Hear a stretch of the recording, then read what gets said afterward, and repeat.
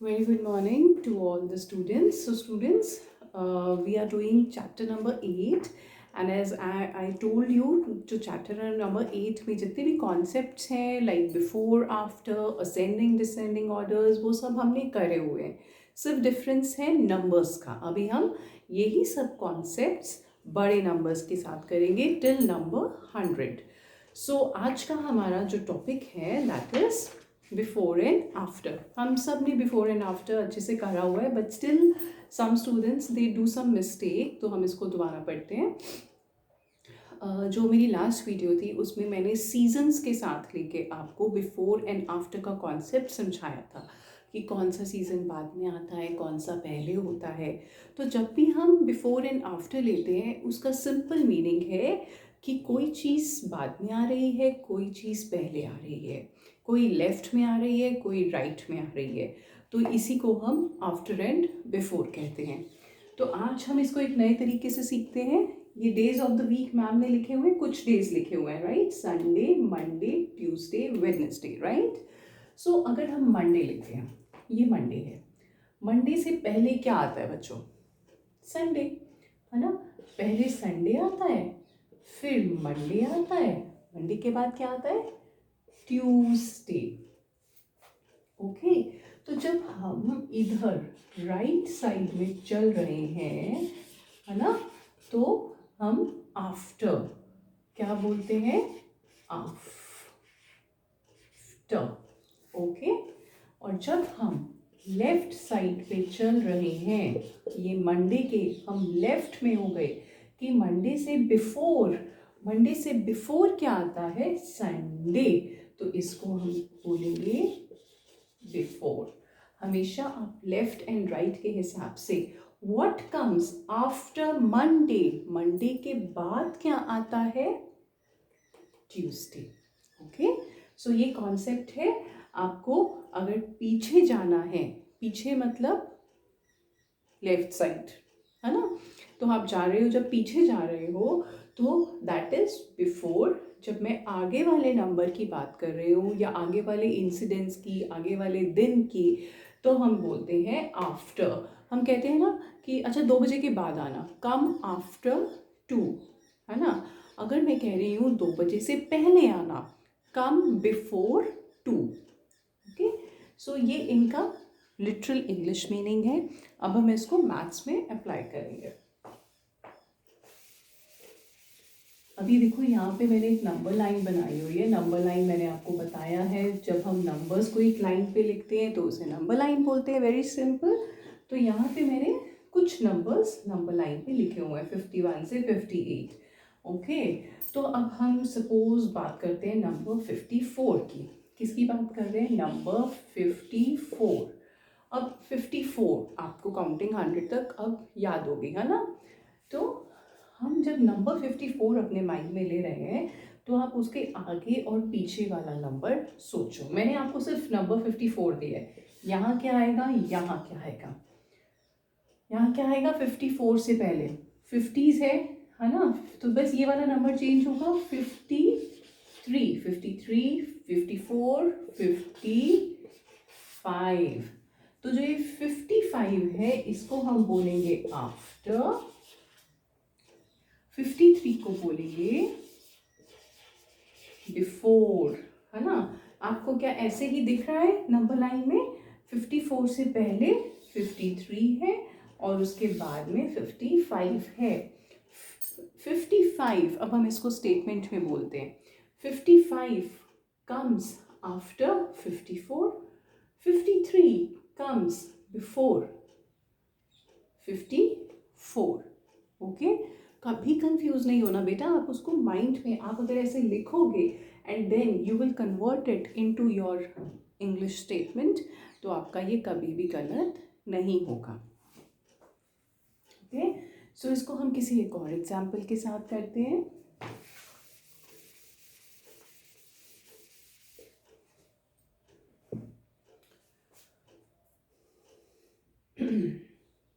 मैंने नंबर लिया 60. अब आपको पता है ये 60 मैम ने दिया है. इसके आगे और पीछे आप फाइंड आउट कीजिए. 60 के पीछे क्या आता है? 59। अब सी, अब ये आपको अपने आप फाइंड आउट करना है पीछे क्या आता है आगे क्या आता है। उसके लिए क्या आपको हमने काउंटिंग सिखाई हुई है। सो और आपको वो लर्न करनी है। 59, 60, 61। So 61 comes after 60 and 59 comes before 60। ये 60 से बिफोर है और ये 60 के आफ्टर है। Okay, simple. सो अब अगर मैंने आपको कोई ऐसा फिल इन द ब्लैंक दिया जिसमें आपको मैंने सिर्फ बीच का नंबर दिया हुआ है, तो आप उसके आगे और पीछे के नंबर इजीली फाइंड आउट कर सकते हैं, है ना। एंड सिमिलरली अगर मैंने आपको कुछ ऐसा स्टेटमेंट दिया तो आप उसको ट्रू फॉल्स कर सकते हैं। Like 96 is before 97। जो 96 है इज बिफोर 97। क्या 96 97 से पहले आता है? हाँ, ये स्टेटमेंट सही है। 96 हम 97 के पहले लिखते हैं। ओके, सो ऐसे।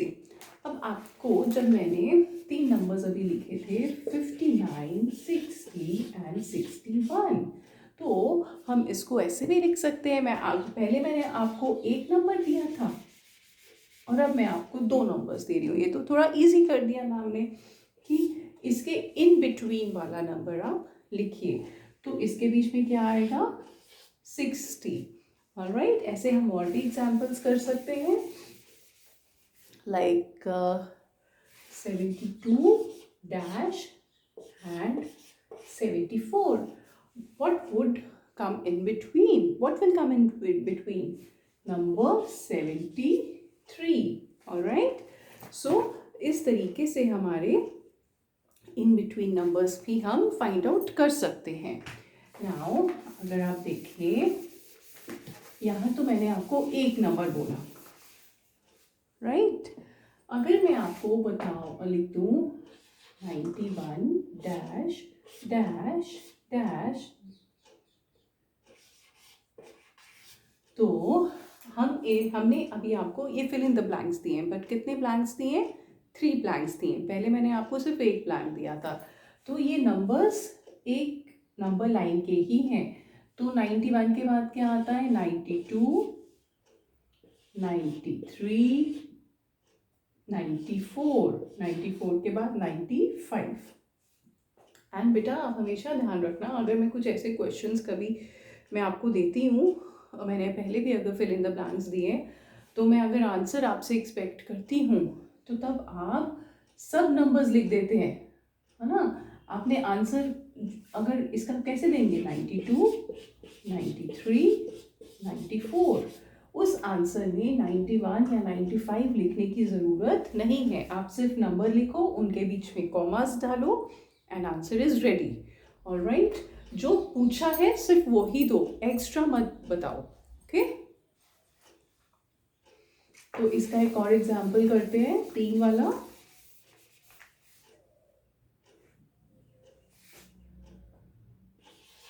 $85 dash dash and dash, sorry 88।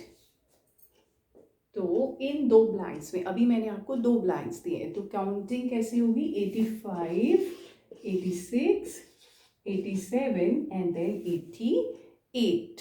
Okay?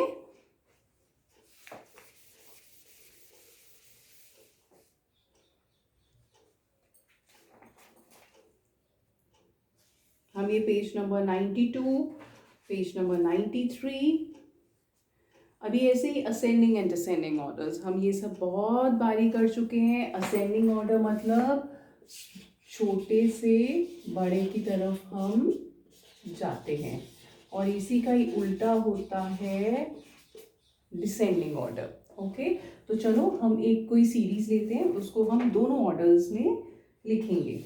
Okay, 45, 49, 68, 66 and 55। 5। अब हम पहले इसको असेंडिंग ऑर्डर में लिखेंगे। असेंडिंग ऑर्डर मीन्स छोटा। तो यहाँ पे आपको सबसे छोटा, बेटा जब हम छोटे की बात कर रहे हैं तो आपको ये वाला जो उनका 10th प्लेस है वो वाले नंबर्स देखो। ये 4 वाली लाइन, 2 नंबर्स 4 वाले हैं, फिर 6 वाले हैं। तो दैट मीन्स कि ये तो सबसे छोटे नंबर नहीं है क्योंकि हमारे पास 4 है और उसके बाद एक 5 का है। तो ये तीनों तो नंबर्स दैट डेफिनेटली इन दोनों से बड़े हैं। अब इन दो नंबर्स में एक 45 है, एक 49 है। तो हम कैसे हमें वैसे तो पता है कि 45 छोटा है, पर हमारे पास जब सेम 10th प्लेस वाले नंबर हो जाते हैं तो हम 1st प्लेस को वेरीफाई करते हैं, देखते हैं। यहाँ पे 5 है, यहाँ पे 9 है, तो कौन सा नंबर 5 या 9 में से कौन सा छोटा है? 5। तो 45 सबसे छोटा है, उसके बाद 49। ओके, फिर हम अब हमारे पास ये 3 नंबर्स बचे हैं, 68, 66, 55। अब ये 6 के हैं तो ऑब्वियसली ये दोनों नंबर्स 5 से बड़े हैं, तो हम यहाँ पे लिखेंगे 55। ओके, अब दोनों अब नंबर्स बच गए 68 एंड 66। यहाँ पे 10s की प्लेस सेम है ना।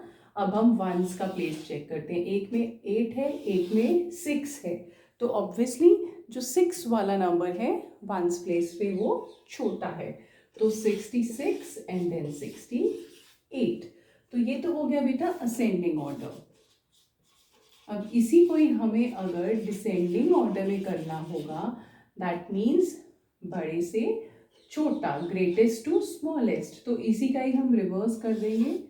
68 उल्टा इसी का होगा बेटा, 66, 55, 49 एंड 45। ओके, सो जो असेंडिंग एंड डिसेंडिंग ऑर्डर होता है वो एक दूसरे का एकदम ऑपोजिट फीचर होता है। हमने सेम सीरीज को जब हमने डिसेंडिंग में लिखना था तो हम उसको उल्टा करके लिख सकते हैं। अब इसमें मुझे बताइए, जो ये नंबर मैंने आपको यहाँ पे दिए हुए हैं, इसमें से सबसे छोटा नंबर कौन सा था? जो हमने सबसे पहले लिखा था, 45 इज द स्मॉलेस्ट नंबर। इस नंबर में सबसे बड़ा नंबर कौन सा था? ग्रेटेस्ट नंबर, जो हमने लास्ट में लिखा था, 68 इज द ग्रेटेस्ट नंबर। अब ऐसे स्मॉलेस्ट नंबर, ग्रेटेस्ट नंबर के क्वेश्चंस बहुत ही अलग फॉर्मेट से आ सकते हैं। जैसे सपोज मैंने आपको एक बास्केट दी हुई हो और उस बास्केट में फ्रूट को नंबर्स दिए हुए हो, तो मैं आपको बोलूँगी कि सबसे बड़ा नंबर कौन सा है, तब आप, या छोटा नंबर कौन सा है, या मैंने एक फिश पॉन्ड बना रखा हो, उसमें से आपको सबसे छोटी फिश फाइंड आउट करनी है, तो जो भी सबसे छोटा नंबर होगा। बेटा सबसे बेसिक चीज़ है कि आपको काउंटिंग आनी चाहिए। ओके, तो आप आगे सब कुछ कर सकते हैं। आपको counting by heart, by mind, by every method you should learn it. आप उसको सारा दिन गुनगुनाते रहा करो और वो आपको याद हो जाएगी। Okay, so this is about it. So जो ये 4 पेजेस हैं, इसमें मैथ्स की बुक में मैं आपको पेज नंबर बता दूँ, आपको मैं लिख दूँगी। सो वो सब पेजेस आपके, those 4 pages would be the homework. Thank you.